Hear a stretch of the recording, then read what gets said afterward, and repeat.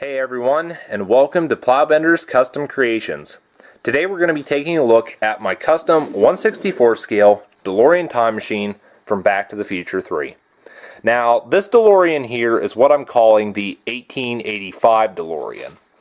And I'm not going to get too caught up in the history of these cars, but one thing I've been trying to figure out is what year this DeLorean is supposed to be. Because the DeLorean company filed bankruptcy in 1982, and during that time there were three model years for these cars, 81 through 83. And that being the case, I mean, I've never been able to figure out what year the DeLorean in Back to the Future was supposed to be. I'm kind of thinking they probably used multiple DeLoreans. But anyways, it's one of those deals. If any of you guys may know, feel free to leave it in the comments. Now, this particular DeLorean, you can see I've done a lot of customizing to it, obviously. But what I started with was the original Hot Wheels DeLorean time machine. And I've had a few people telling me that I should have used the DeLorean from the Real Rider series just so I would have had, clear glass instead of blue glass. But I had 18 of these cars at one time, and, I figured, hey, if I got it on hand, might as well use it. And, well, I used one. But looking at this car here, the first thing I did was I added train wheels to it. Now these are HO scale train wheels off a piece of rolling stock, and I originally had the gauge width set for Erdl track, and I later changed it to American Models track, which is what I have here. This is American Models track, and then the trains in the background are American Flyer. But yeah, this DeLorean set up to run on S-gauge or 1/64 scale track, and American Models track in particular. I assume American Flyer is about the same. Erdl is a little narrower, I believe.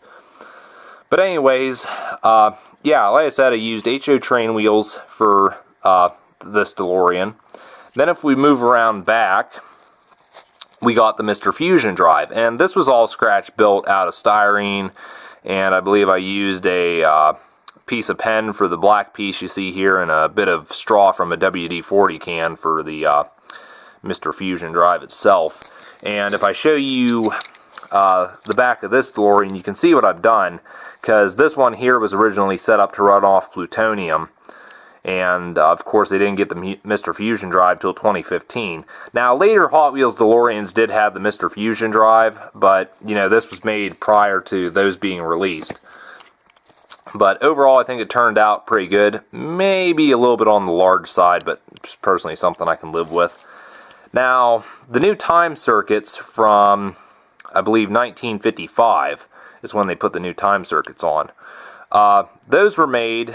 The box was made from styrene, just glued together in the shape of a box, and the strapping that holds it to the hood is actually brass, just cut to length and width and glued in place. And this one here sticks up maybe a little more than it should, but overall I thought it turned out pretty great.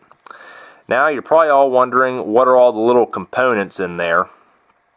And this is actually stuff I robbed out of a VCR, an old VCR, if anyone even knows what one of those is these days. But yeah, there's things in there like capacitors, I think, and resistors. Actually, I don't think there's any capacitors in there, but I know there's resistors in there. And I forget what all these things are.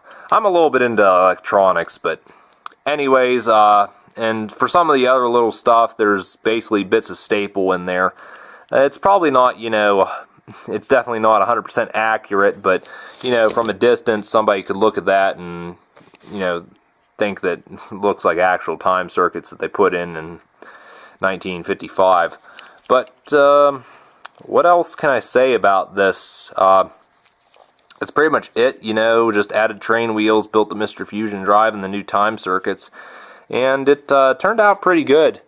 And like I said, it does run on, S-gauge or 1/64 scale track. It's not a powered unit, but then again, the DeLorean from, 1885 didn't run either. That's why they had to get it up to 88 miles an hour with the steam locomotive. But yeah, overall, I mean, personally, I was really happy with this, and it would be nice if I was able to come across the 460 that they had in Back to the Future 3. If I could find that in S gauge or 1/64 scale, it's like that'd be really nice to put along with this. But that's going to do it. Taking a look at this custom DeLorean I built. And hopefully I can do more of these Plowbenders Custom Creations videos for you guys in the future. So thanks for watching, and take care.